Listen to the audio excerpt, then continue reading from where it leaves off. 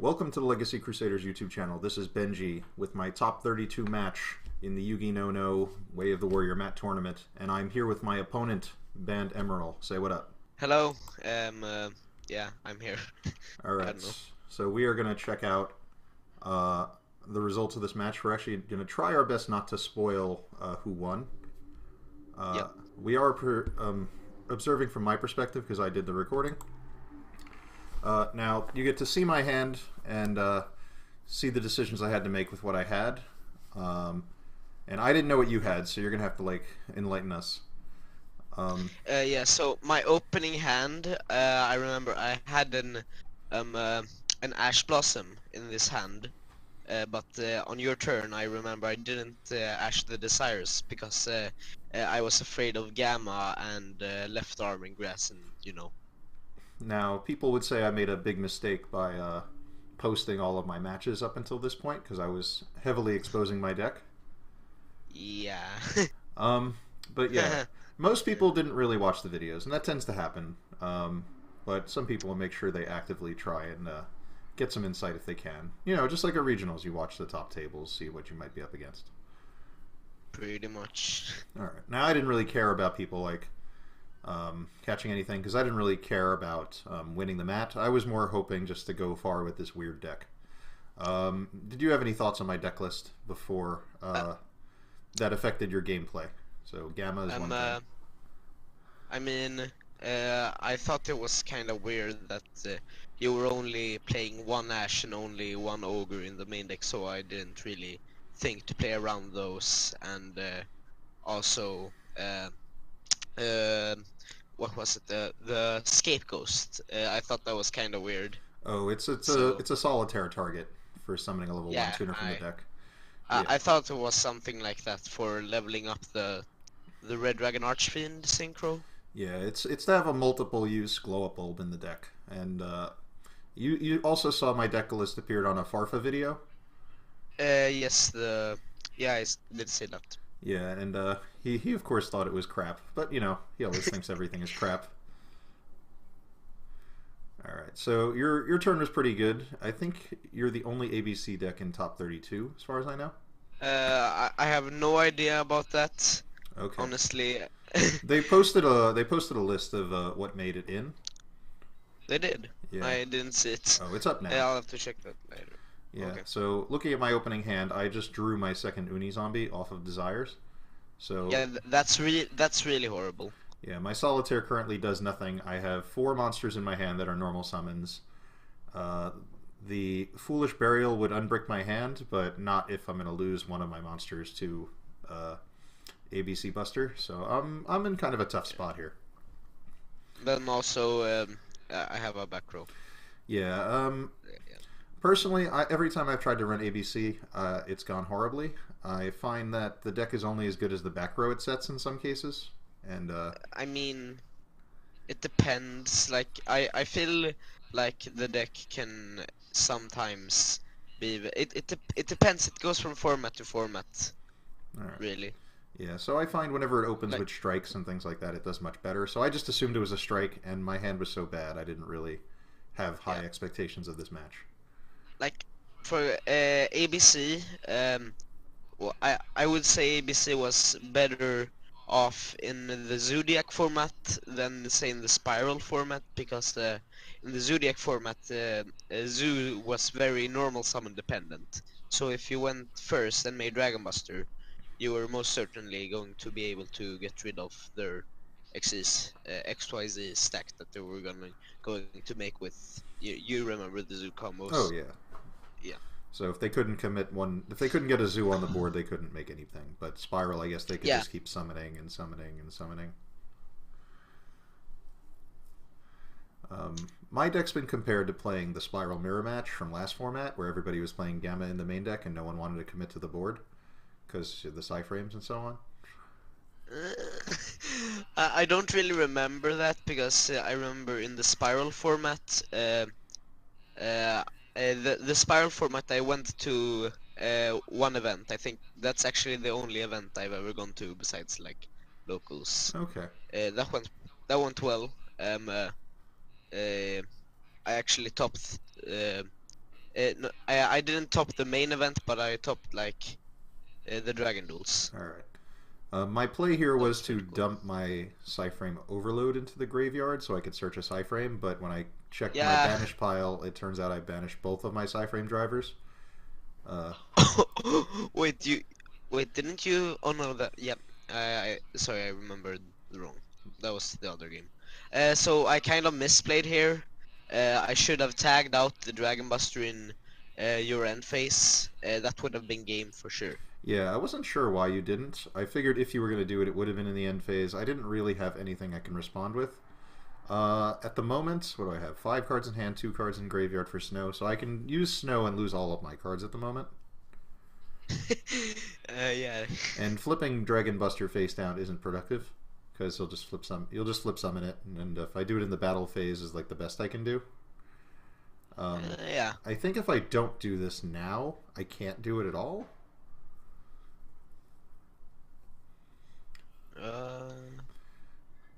But yeah, I forget what if I did it. I guess I did it out of having nothing.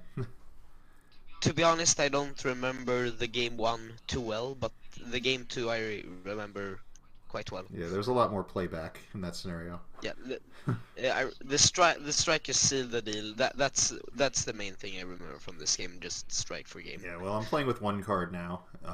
If I had grass, which apparently was dead because you do have Ash Blossom, I could Yeah. I could mill 11 cards, I guess, because I'll have 39.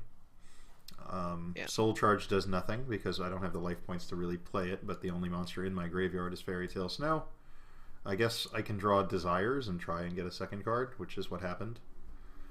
Yeah, but... Are you sure you had Ash? I'm pretty sure you had another piece in your hand. I think I had used the Ash at this point. Oh, I don't recall it actually came up in game 1. So I drew into a decent card, an interesting card. The one that says if you don't tag out now, your pieces are getting shuffled back into your deck. I hate myself for not banishing the Necroface here.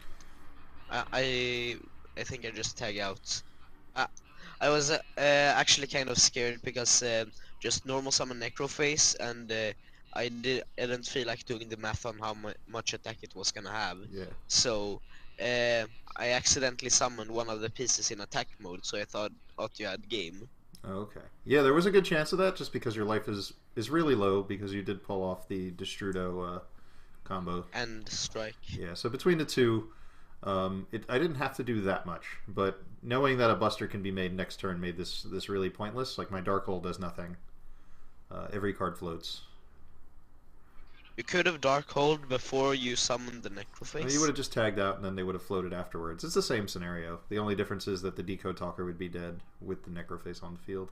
It would have protected me from getting banished, but I know in the audio that was corrupted, which is why we're redoing the audio. Yeah. I did have the thought that I could banish my Shiranui Spirit Master, potentially destroy something if it got banished, and I knew I wasn't getting through if I... Wait, did you have Spirit Master in graveyard? Well, every card is in my deck, because anything that was banished was shuffled back. My whole deck is in my deck. It's all there. So, well, actually, you have a Snow and a Desires in the graveyard. Number of Desires in the graveyard. Yeah, but otherwise everything's there. So my cards are all accounted for. But yeah, my pot of Desires definitely went wrong earlier. But then again, my whole opening hand was unplayable. Alright, and that's going to be that. The best I can do is Spirit Master, and I'm pretty sure you had a second set of pieces, so... Yeah, I don't like the deck list of the deck I turned into this tournament at all. Yeah, every time someone turns in a deck list to an online tournament, you come up with a new idea, or you're like, oh, I forgot this. Yeah. My first regional top was, I don't know, when was it? It was Tin Can Turbo format, where Cosmo was running triple reasoning. Wait, was that 2015? It's right around when Breakers of Shadow was released. Oh, okay. I quit like at the end of the Necros format, and then I just started playing this year in March again. Uh, and ABC is actually my first competitive deck that I like own in real life. Okay, it's a really good deck. I did what I usually do. I sided out my Lightsworn engine, put in my Ashes, and then I kind of fight with myself over the other cards. I kind of only go with one Ash because my deck is so bricky already in terms of, you know, opening too many normal summons. I don't want to have too many cards I can't play. So knowing my opponents tend to go first, and my main deck generally can hang with people if I let them go first. I don't normally main the Ashes, but I put them in once I'm 100% certain I need them. Also, Yeah. Okay. if someone makes me go Yeah, I'm first, pretty. then I don't want to have an Ash in my hand because it's not productive. Okay, I'm pretty sure this is the game where I opened the Ash Blossom. Yeah, Actually. I know you had one, Yeah. and it definitely didn't come up in the first game. I didn't put you on it. I thought there was a piece in your hand because I thought it was searched off of a, I think it's B, right? B searches? B is the Yeah, I searcher. thought he did a search at some point. Well, the way I see it is that B is the searcher in the early game, and A is the searcher in the late game. Okay, so by recovering cards. Yeah, it makes sense. Yeah. You definitely opened what I assume is suboptimal because this was a very odd play, or I've also seen videos that said this is actually a surprisingly strong play. The thing here is that I had B and I think another C in hand. So the plan was to just make Bagushka, hope you don't have Raigeki, hopefully be able to stall for like 2 turns, and then Link summon and like make Dragon Buster, Well, because I knew I would be able to make Dragon I Buster. drew into Gold Sark, which is normally an out to any card, but my Spirit Master's in my hand, so the Gold Sark is dead too. And that's why I play 3 Spirit Master. Actually, I forgot to tell you earlier when you asked about your deck. When I first saw your deck list, I just thought it was one of the deck. Oh yeah, I got a comment on a video from that. I assume it was yours.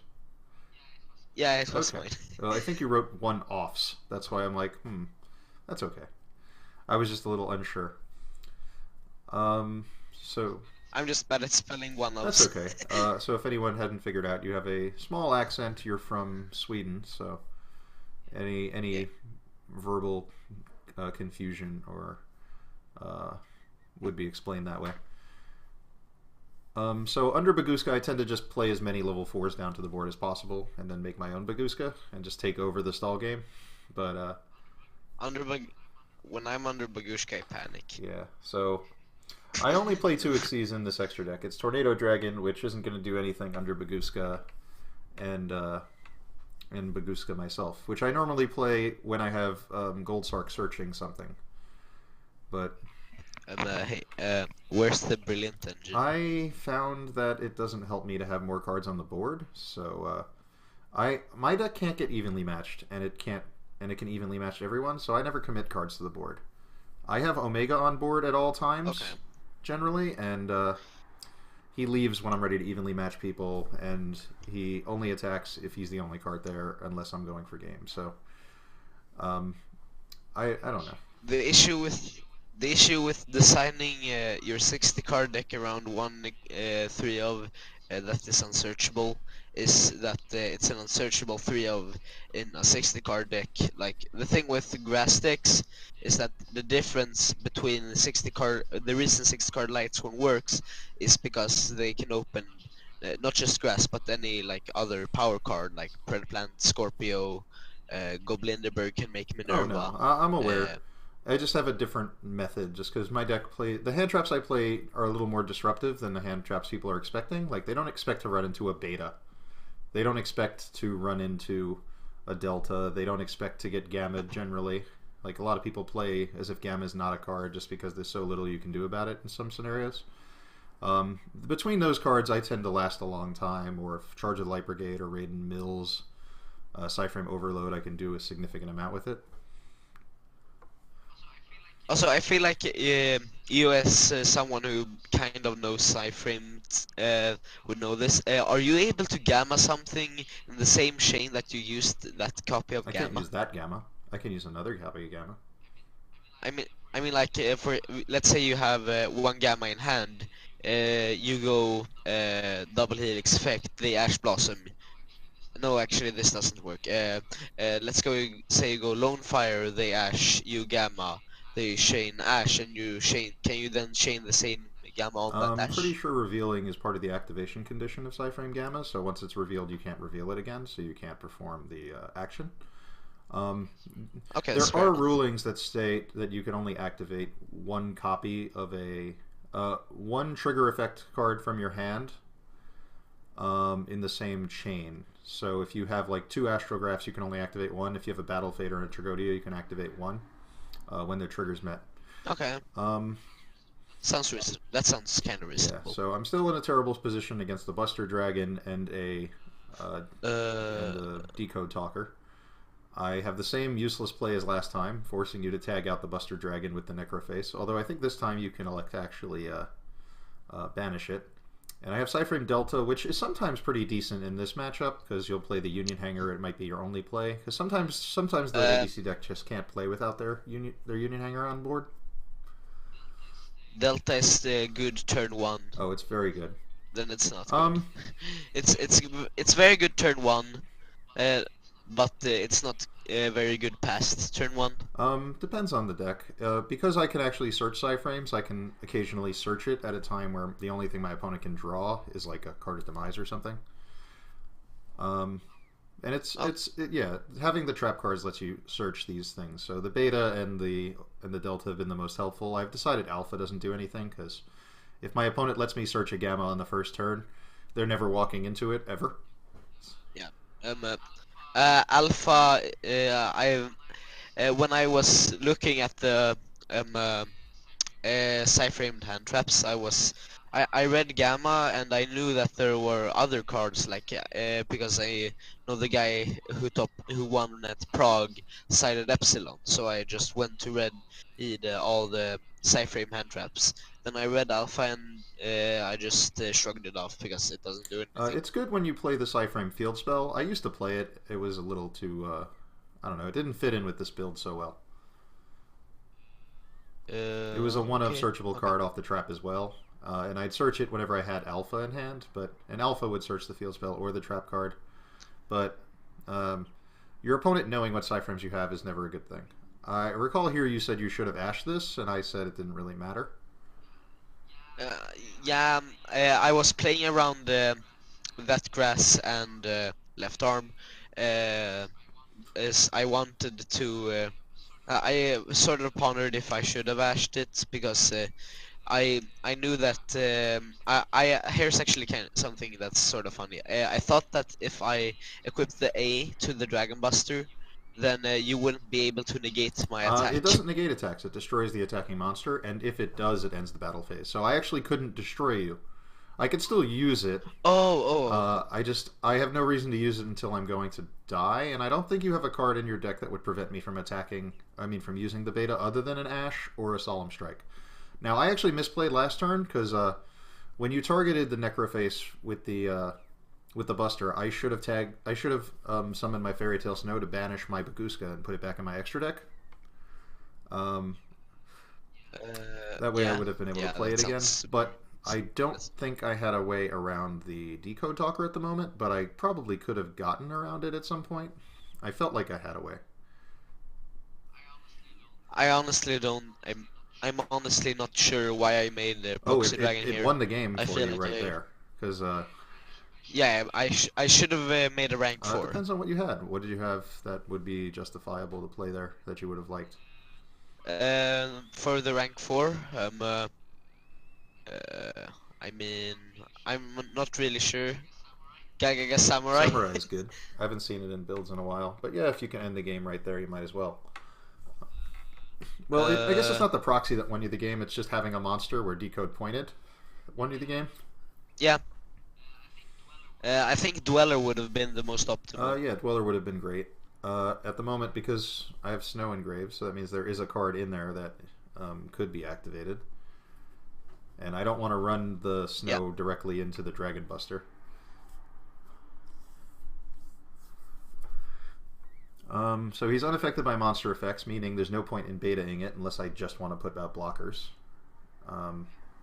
Now I did decide that decode was a problem, and I wanted to remove him from the board. So I went for the destruction for him, but no, like with the Ash Blossom, at that point I just didn't think that there was any likelihood of me needing the Ash Blossom to win the game. Well, so I just figured I wasted. At this point, if I do draw left arm or grass, I would be okay. But playing around Buster is always a problem. Yeah, because the thing is here that I could have used the what's it called? I could have not used the Ash Blossom, but the thing is that next turn I just had to make sure you didn't have any monsters on your field when I attacked for game, and the Buster with the A just would have been enough to. Because like I just have to banish one, and then attack over one, and then I can just attack for Here I tried to chain stack in a way that would work, so I can flip over the Buster, so that on my turn I wouldn't get banished. But because I had to target the decode having something it pointed at, worked out. Also, really well. Did you realize that I could just have used decode? I did, but it didn't mean I had a better play. Sometimes the only play is not a good play. The best play is sometimes a bad play. Yeah. If you rely on your opponent playing perfectly, and the only way you can win is if they play incorrectly, then you have to play as if they're going to play incorrectly, because otherwise it's that or you lose. So I made the only effective play. It wasn't. I mean, it wasn't great. I do think I misplay here, though. Oh, I think you should have. Go ahead. I'm sorry. I think you should have probably twin twisted the A, or you should have used the Tornado Dragon's effect on the assault core. I went into the tornado after. I think I use Solitaire now, which was a bad choice, because I still have the Mizuki, meaning if you if you stop the Solitaire, I'd still be able to bring it back now and then use it. Yeah. So if I would have went into Tornado, you might have striked the Tornado or banished the Tornado, and then I could have made another play. You didn't banish a card this turn yet, right? No, I have not banished yet. I didn't, though, because I didn't want you to get rid of the A. No, I'm really nervous about destroying ABC pieces under any circumstances, because giving you a B doesn't feel like a good idea either. Yeah, like when that's like one of the things I feel is a bit too easy when I play against people who don't really understand how ABC works.